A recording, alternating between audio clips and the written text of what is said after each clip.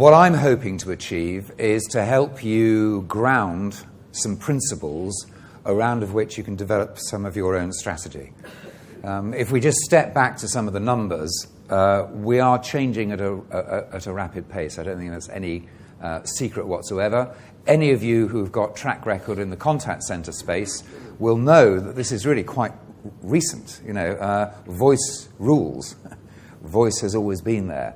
And although you could have gone for conferences for many, many years talking about the advent of multi-channel, in reality, it's pretty recent. If you look at the numbers, it's only since about 2011 that things like even email, has seriously taken off. Chat, everyone talks about chat as being, you can't live without chat, boring old voice chats in. But in reality, it's only just started to go, and it's starting from a fairly low base. Now, there are some of us out there that have actually got certain types of customer bases where chat has always been there and voice is relatively small. There are some online businesses that it just fits well with because that's the context in which chat thrives. There are some brands which might be very, very social, but these are anomalies still. For the majority of us, we're coming out of the context of a voice-based environment. And even that was difficult to manage from the tech point of view, let alone all these other channels and the rest of the stuff. So what we're kind of faced with is these sorts of events, the stuff that you can read online, however you assimilate new stuff. And it's all telling you that you've got to be doing everything immediately. Kind of designed to put you into a semi-state of hysteria to say yes to stuff. And that's not bad, providing it doesn't paralyze your decision-making. I think we're at a very, very exciting point in time. And one of the most interesting things I find about this is that we are both the source of the issue and also the opportunity. If we wear our consumer hats, we know exactly what this is all about. We all walk around with these devices. We all behave in the way, that we're frightened of when we wear our business hats, but we know what it's about. We know what multi-channel's about. We know what smartphones are about. We know about this new digital behavior. The difficulty we have is that when we go through the front door of our businesses, we have a real problem with the agenda. Suddenly everything slows down. Suddenly everything gets very confusing. Suddenly these mystical things that nobody's ever seen but everyone talks about called silos turns up. And you can't walk around them, you can't get through them, you can't get collaboration going. And one of the most interesting things about these sorts of events, it's a bit of a therapy to discover that other people are just as bad as you. It's quite nice to know that actually nobody's gone that far down the road yet. And if there is progress, it's still been very selective. And some of the research I'll share with you this morning shows that we've probably picked the next channel we think we can get away with, done a bit of that, and then seen if that's enough. And one of the interesting things is, what do you pick? Do you say, I'll do voice and maybe email and forget the rest, make email kind of like 4-hour response as opposed to 3, 5, 7, 8, 10 days response and hope we can get away with that? Or because I can now, because the cloud enables me to have a bit of everything as part of the package, shall I switch it all on? Should we go 7, 8, 12 channels and see what happens there, and be totally available? And those are sort of the extreme points, really. And that's the bit that I want to talk to you about in this first session, which is, what is the logic? What's the design principles for deciding how many channels you need, and how do you bring that on board? So that's the first session that we're going to talk about. By the way, if you want to know more about me, I'm on LinkedIn. Go look there. So, it's interesting when you listen to people talking about this stuff, how people always think that one thing is going to kill another thing. So this has been quite popular back in the day when online was turning up. The call centre's bound to be dead. Why? Because we've now got online.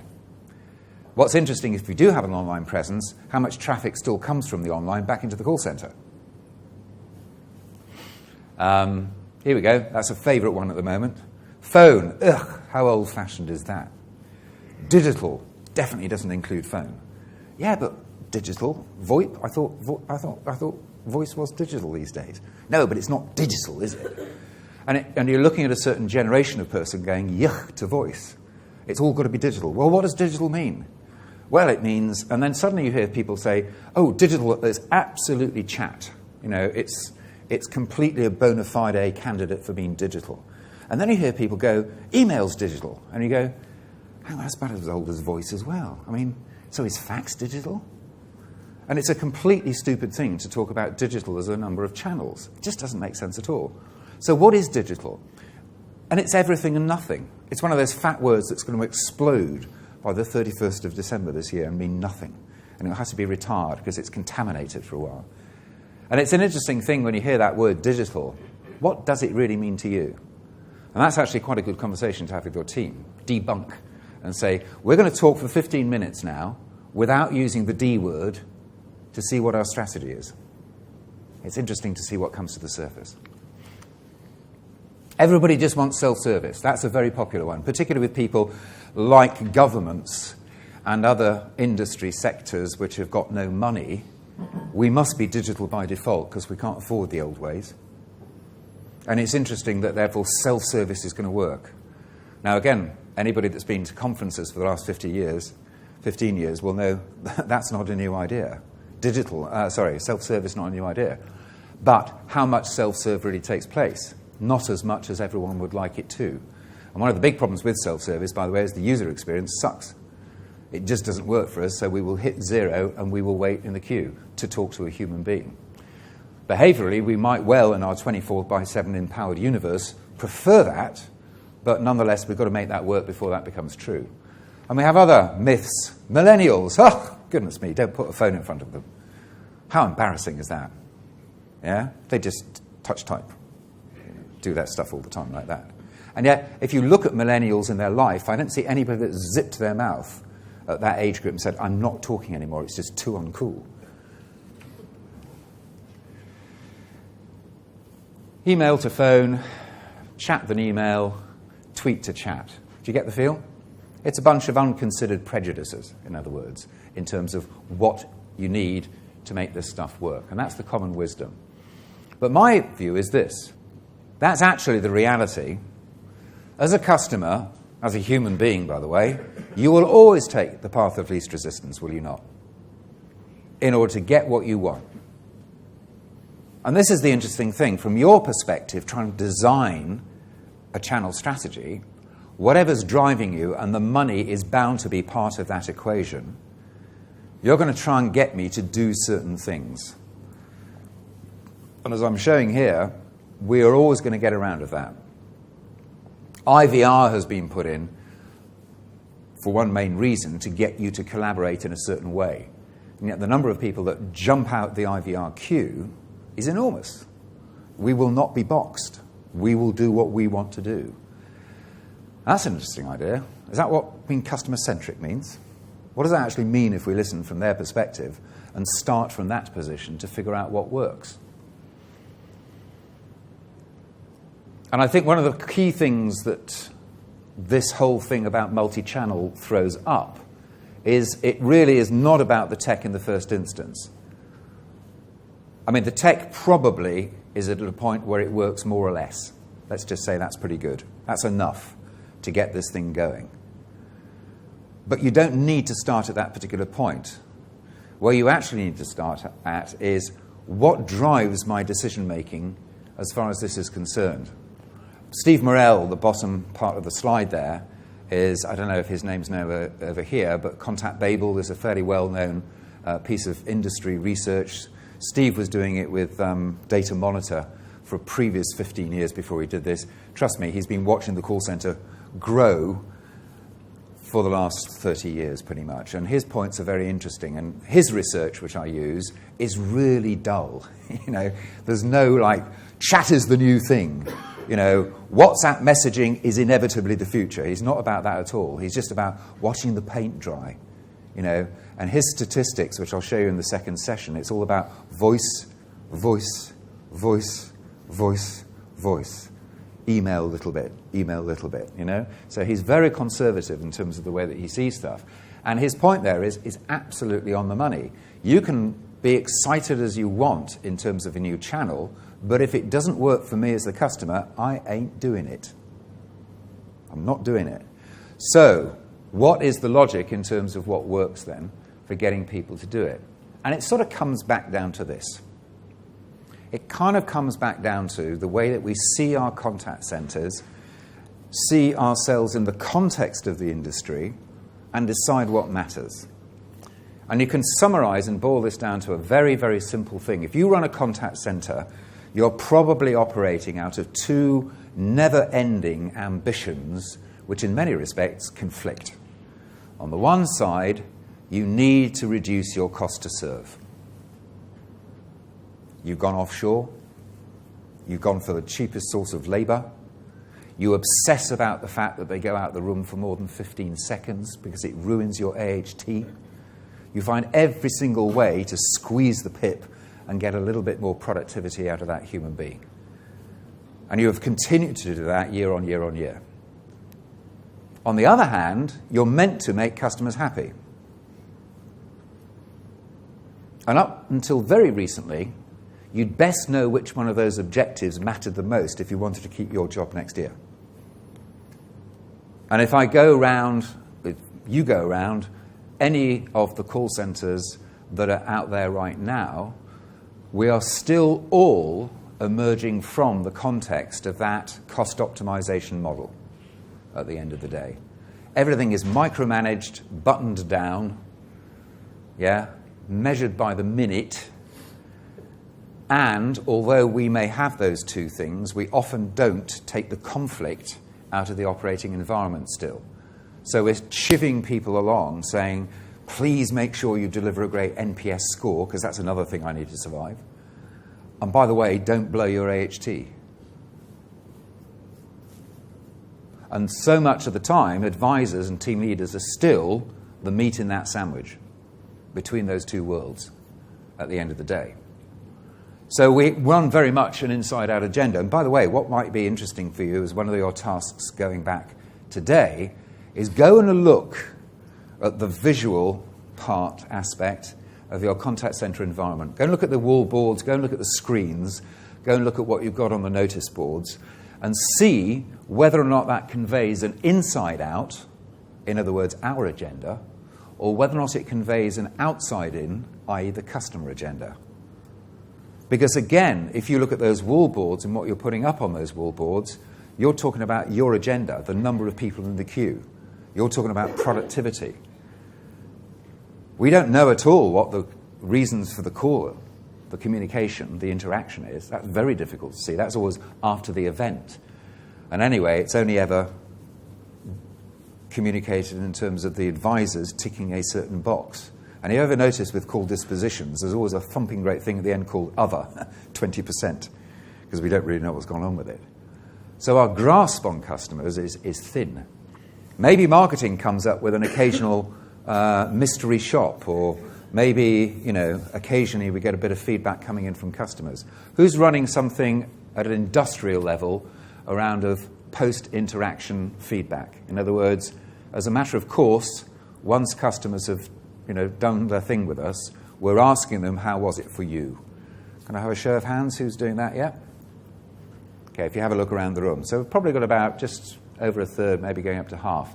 Is anybody doing that comprehensively across all channels, for example, across voice, text, etc.? Very good. So it's still emerging. That's one source of feedback.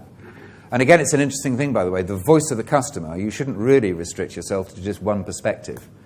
Good, effective voice of the customer stuff is all about trying to triangulate different sources and make sense of it. Rather like, your smartphone will tell you where your location is. It listens out to 2 or 3 satellites to triangulate. Voice of the customer works in the same way. You need to have a number of different points coming in at you to see whether or not it's saying the same stuff.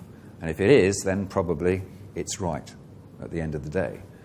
But our environments are still very much driven by our own agenda, our productivity cost reduction agenda. It is not being driven as far as the customer is concerned. And the voice of the customer and what concerns them is yet to be strongly represented in our contact centre environments. And why am I going on about that? Well, that's a design principle, and this is one of the core decisions. Are we designing for what suits us, or are we designing for what suits the customer? And probably, in truth, it's a mash-up of those two things, but you need to have at least the same level of signal going on as far as both of those agendas are concerned. Why does that matter? Because I've already said behaviourally the customers are going to get what they want from you. They will out you, you know.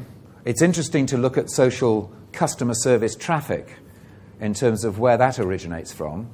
And as we get better at doing that research, we're discovering, as we might suspect, a percentage of that certainly comes because we're failing in our call centre work. Yeah, so we as a customer are going to escalate that until we get what we want at the end of the day. If there's anything that characterises the behaviour of customers today, it's that they are vocal, empowered, and will make a point. So, if that's the case, what do we use, therefore, as a way to decide what works? And I'd like to propose this. I don't think there is a killer channel out there. I do not think that one is old-fashioned and one is contemporary. I don't think that's the right way to think about it. I think you go back to a much more human thing and think about communication. And you think about what's appropriate. You know, if we could all afford it, surely face-to-face would still work best, wouldn't it? It's still the easiest way to get an idea across. I mean, right now I have the benefit of seeing your body language, which right now, thankfully, is looking positive, as well as me talking and interacting. That's a feedback loop. I can see that going on. Now, remove one element of that, I can't see you any longer, and we're into a telephone environment, sort of, aren't we? Even that's pretty amazing, because isn't it curious how you can still know what the experience is, even when there's silence, when you can hear the customer? That's a curious thing, isn't it, for humans to be able to do that? But then you take it down another level and you're just into text. And you lose the nuance then, don't you, of the voice. In the old world, you used to do capitals, didn't you, to be flame somebody, if you can remember that far back, you know. But it's a very crude form of communication then. Is it a good idea to, for example, automate complaint management? Try and do that via IVR. That's pretty easy to answer that. Instinctively, we go, no, that's a nutty thing to do. That doesn't work at all. So if you start to think about it, different channels are good for different things. Now, we can't afford the face-to-face thing all the time, and we have a certain number of channels that we can afford to do. Actually, interestingly, video chat, when everyone gets relaxed about that, and when we've got the bandwidth and everything, is pretty close to human, which is an interesting point, by the way. That hasn't come through yet. So if we think about it in terms of suitability and communication appropriateness, there's a whole new way in which we can design stuff. So I'd like to suggest this to you. Within the emerging complexity, and by the way, it will not stop for a while. If you go into social right now, there's a whole bunch of new stuff coming through, in addition to the Facebook and the Twitter and stuff. And I don't just mean the Instagrams and everything. We're now getting into the messaging apps. You know, what's your view on Yik Yak? What? Doesn't stop. I already know organizations that have integrated WhatsApp, you know, into the stack. That's taking place. If you go and listen to the Chinese version of that, the WeChat stuff, they've already got payments baked into that system. And they've got a whole ton of brands sitting in that little ecosystem. It's got 600 million people already doing that stuff. We're very much behind the curve already. So new channels will continue to proliferate as we're rolling out this bigger thing called digital. So it's going to continue rather than consolidate. So it helps to actually think in more fundamental terms. And one of them is there's only voice, there's only text, there's only video. I'm not prepared to put telepathy up there yet, although apparently Atom Bank in the UK has got that as their strapline. We are the first telepathic bank. And the reason they say that, by the way, is being entirely digital, they can track all behaviours, and they will know before you know what you're about to do next. Which is why Amazon has done predictive shipping, by the way, and patented that. They will push the parcel to a local distribution point on the pretty clear knowledge you are more than likely to be buying that before you know it. That's frightening, isn't it? You're more predictable than you thought. So, voice, text, video, and it's either live, assisted service, or self-service. That's your design palette. Those are your options. And then you can populate those as you want. I'm less fussed about that. I personally call them human advisor, virtual advisor, IVR. There's mail and email, chat and message, social. I mean, what's the real difference between those at the end of the day? And then there's various ways in which we get video out there. And if you think about the channels, the characteristics, they're either real-time or they're delayed. You know, voice is real. Email certainly is delayed. It's either live or it's automated. It's either restricted, Twitter versus something that's not. And it's either public or private. Those are the dynamics that we've got to play with. And the reason I'm suggesting this to you is I think one of our competencies that we need to develop in this next period of time is a much better feeling of those channels and understanding what they do. They're not just because, you know, chat is 15% cheaper than voice. Now, I'm not a big bean counting fan, I've got to say, and the mathematics and the arithmetic that most people make up about channels to justify buying them is fine for getting them in as a business case. But don't believe the baloney after that point. You know, if there's any, chat is an interesting case in point. Everybody says chat is cheaper because you can do more than one chat at the same time. You heard that one? That's why you should buy chat. Great, that means it must be cheaper than voice. I'll tell you my memory of that particular thing, which is in the old days it was used in technical help desks, and the answer more often than not was reboot. We're talking about Windows XP and before that. How long did that take? Enough time to talk to another 4 people is the answer. So the myth comes through, you can multi. Now it is true, by the way, that we do like to chat with brands and often multitask. Have dinner, chat, talk to the children and watch TV, so we slow it down. On that basis, I probably can talk to another 2 or 3 of you. But if we're having a full-on discussion where I'm trying to get my point across and I'm getting a bit irritated, I don't care whether that's over video, voice, or chat. Can you multitask? Well, if you can, you better be damn good at it because I want your full attention. And generally, human beings can't do that. You know, do your active listening course. You know exactly what it takes. Full-on attention. So chat is no more intrinsically cheaper because it's live. Now, there is a difference, by the way, between live and self-serve. That's quite easy to figure, because the main cost of delivering live is the human being. So whatever the salary is, the fully loaded cost, that's the intrinsic cost of delivering stuff live. The only exception that I've come across is peer-to-peer community, where you've developed a group of super users who will answer a percentage of service questions on behalf of your organization. And generally, you don't pay them money directly for that.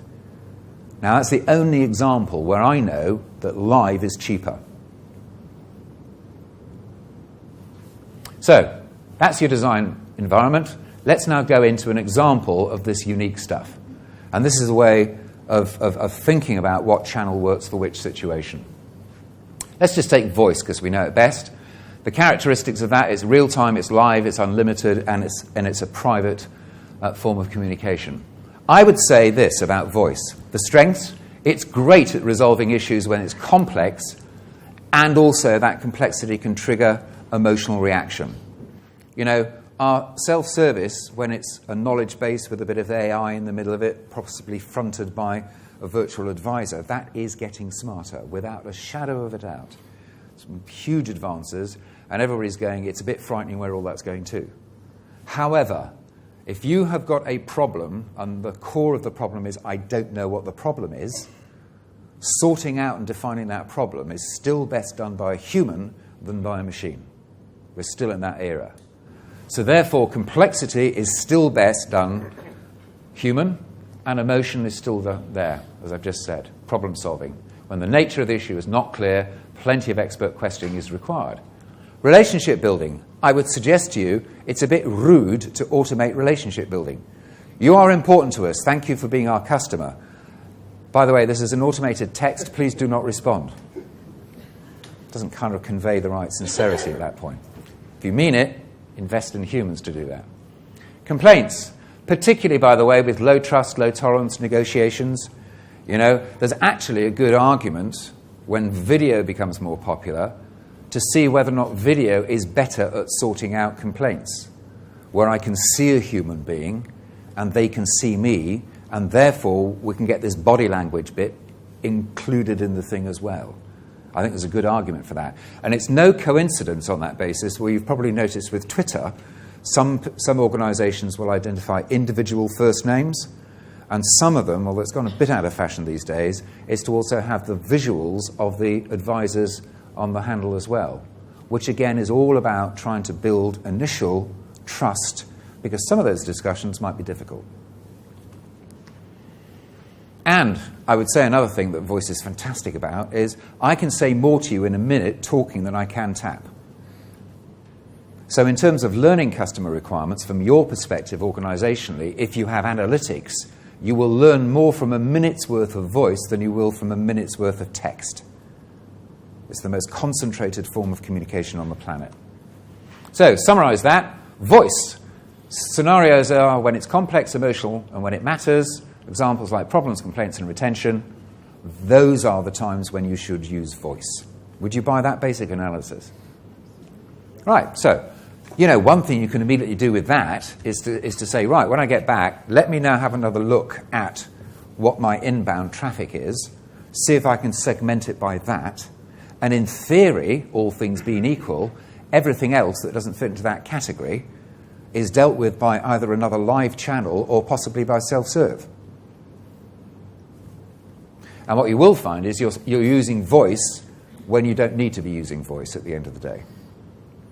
And it's quite interesting to do that initial piece of work, because it does give you a future view of what your contact center environment could look like if you manage to optimize and make that work. And so at the end of the day, what you should be building is something like this, where you'll understand each of the channels that you are or could be using and what you think are the strengths and the places and contexts and situations in which you should be and can be using it. So there is no such thing as a killer channel. Twitter, for example, is rubbish in terms of doing complex problem solving. It doesn't work particularly well in Germany, because by the time you said hello, you've run out.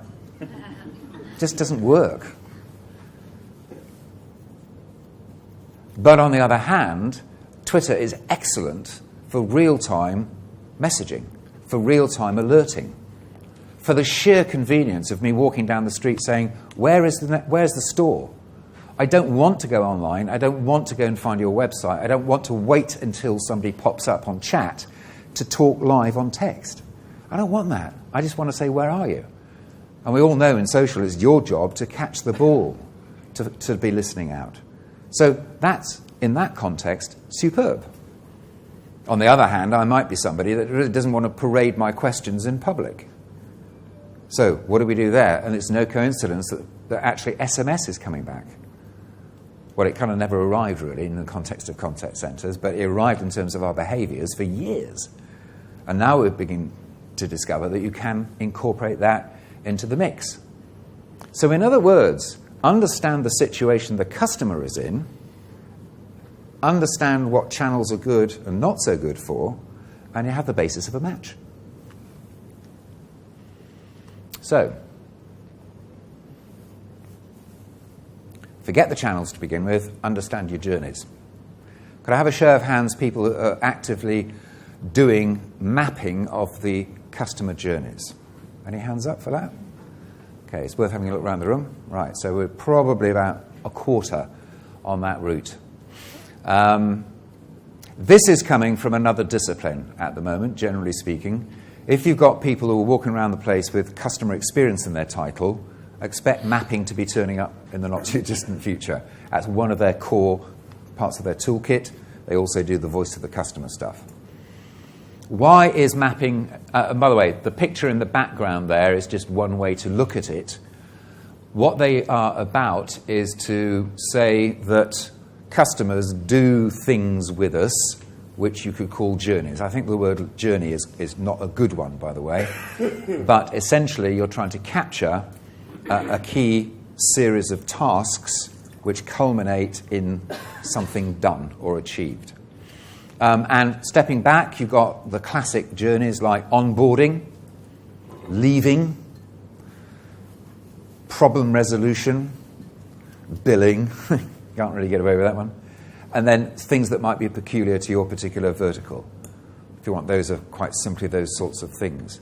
And it's very interesting because what it allows you to do for the first time is to understand how the customer will typically be moving across a number of touch points, which are often sitting in these mythical silos. And in simple terms, that can often be, as we already know, between front and back office, for instance. And the difficulties is the fact that we're not really set up as organisations to be able to manage those journeys effectively. We are very good, though, at managing our functional areas. So that raises a number of interesting questions from my perspective, which is, if we get this stuff in the future, why would we want to have people in charge of functions any longer?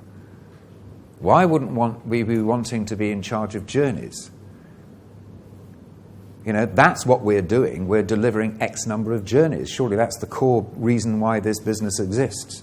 So why wouldn't I want my most senior people to be VP of a journey? And rather than having people sitting in their pots in sales, marketing, IT, and all the rest of it, why don't I have the team brought together to deliver that one journey? That makes much more sense. Well, it does logically, but then you go, oh, I couldn't see that working in my organisation. And that just shows the degree to which we've built ourselves as an inside-out proposition rather than an outside-in proposition. So a journey mapping is not the, again, it's not a silver bullet. There are people who criticise it as being a bit silly in some respects and a bit sort of superficial if it's not done well. You also still have the problem that it can be an exercise which you end up with a very pretty diagram, start to believe in it, have it on a wall, or put it in a drawer and nothing changes. Some of the work I've done recently with a UK brand, Severn Trent Water, is trying to get those two bits to work better. So we designed a form of journey maps that can be used for quality management, actually in the contact centre. So the team leader uses that picture in order to be able to talk about how well the call went down. And one of the nice things we did, we nicked the Lego version. And the Lego version is nice for two reasons. One, it's not linear, because one thing you do discover is that it fits very nicely into spreadsheets, but it's damn difficult to print out. So there's another version where you can make it round.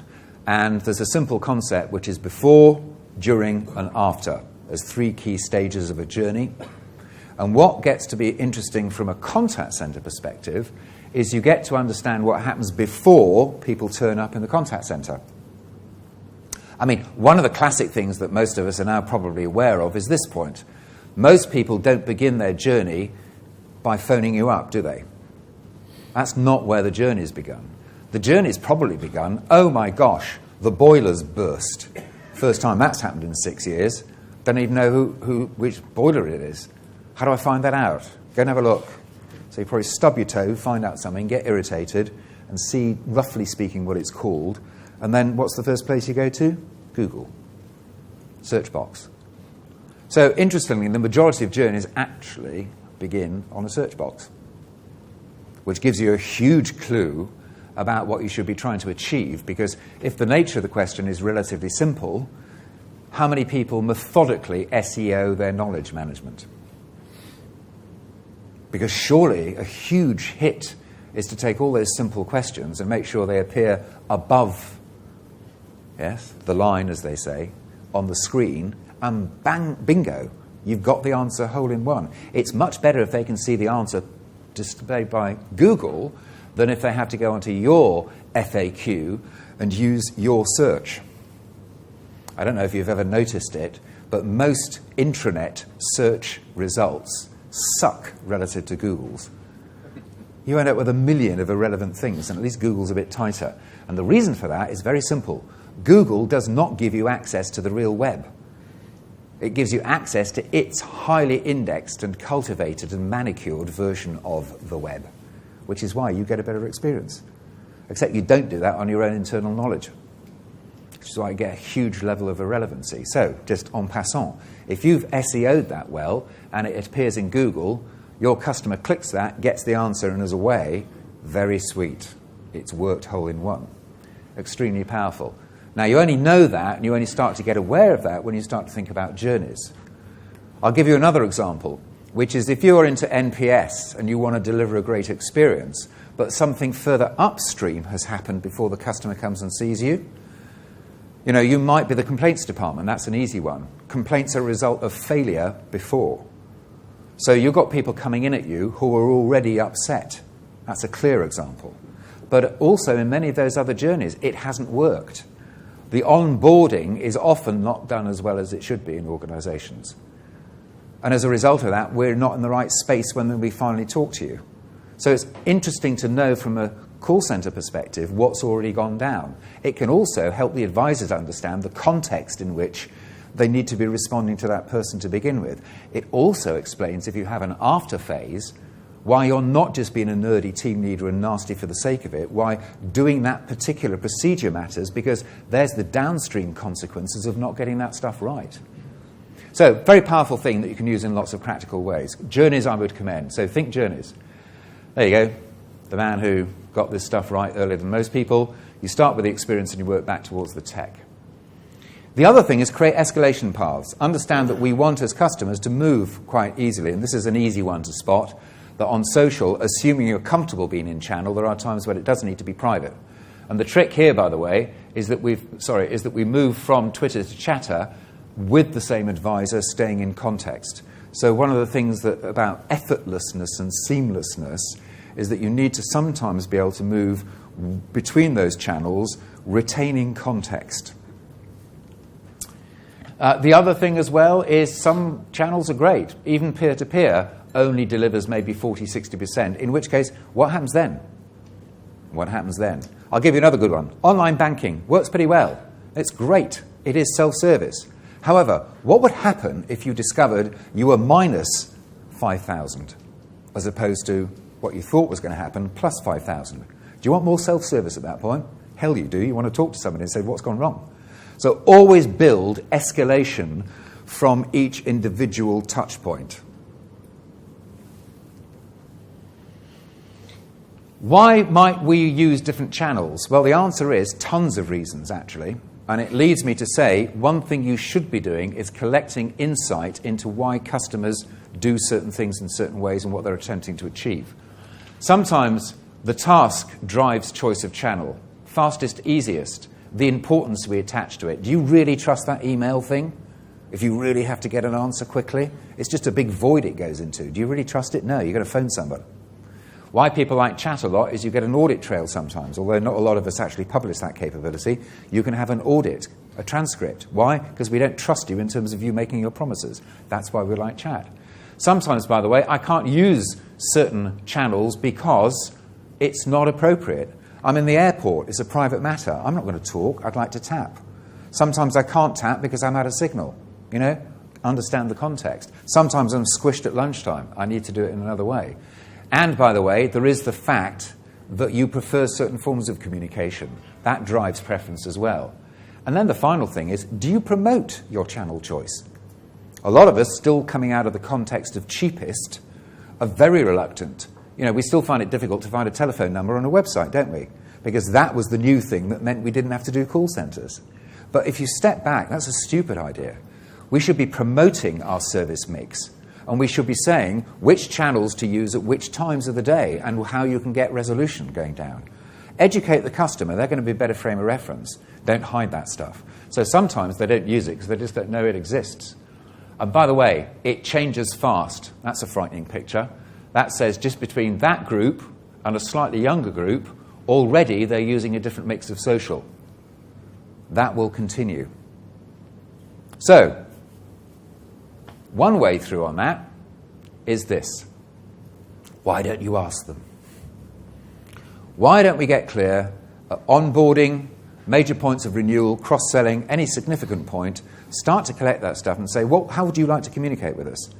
Maybe that will drive out some insight and say, look, I just don't like the voice stuff. It's not for me. I'd prefer this. Collect that in CRM. That could be hugely effective. Particularly then if you can tap into that in real time. So when they come into the queue, you know to flip them to a certain channel, a certain preferred form of communication. Signpost it. I think Virgin do a great job there, telling us the different ways in which they can engage with us. You know, they're taking responsibility for educating us, and therefore we feel more informed. If you look at social, when they're used as a help desk, notice there are a certain number of things that work in terms of filling in that space. This is a bad example. It doesn't tell us much at all. This is, quote, a good example because it informs us, makes us more capable as customers, and therefore we can make new decisions on the back of that stuff. Second principle, they multiply, they don't die. Yeah? Of all of those things out there, the only thing I'm aware of, having done this for 30 years plus, is telex has kind of drifted off into the sunset. So don't keep your hopes up that everything else is going to fade out. It's not. It really isn't. And the right channel mix is based on what they're doing. You got that point? Join those two things together. So don't go and buy it just because the fella down the road's got it. That's a silly reason to buy channels. Understand what the customer's trying to do. And there you go, great example in banking, by the way. Depending what I am doing depends on how I like to do it.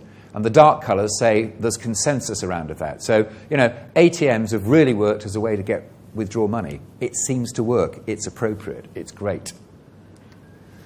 And by the way, the third thing is, as it gets more complicated, you have to work the other way around and really have a simplification agenda here. Because otherwise you will add cost and complexity to the journey and upset everybody. So simplify stuff is incredibly important. Now, some of the things at the tech level is have yourself unified structure. That matters. Look at us. We're moving all over those damn devices, depending which way we want to engage with you. And see if you can have a perspective in life that allows you to talk about the CRM, the ways in which you communicate, and have some view of the life cycle of the customer and what they're trying to do, in other words, the journeys. Try in your mind to visualize that so you have a big picture of what you're trying to build, as opposed to going, oh gosh, I think we need to respond and get SMS in next week. Because if you go a fragmented way, you will end up with fragmented experience. And those Lego blocks really have to be scalable, adaptable, reusable, because the next problem that we've got is that having built multi-channel, we'll want to keep adapting it because our customers will. And this does remain a challenge at the level of the vendor and at the level of the generation of technology. You can get great multi-channel, but then it gets hardwired and soldered into place. And it's very difficult then to run model office around that and experiment. And I think the jury's still out in terms of how you build that, in terms of what you want. You know the old CRM thing, we tried to customize it to death, didn't we, in Web.1, and that really didn't work at the end of the day. So one of the points about this, keep it simple, because you're trying to join up increasingly complex parts of the organization.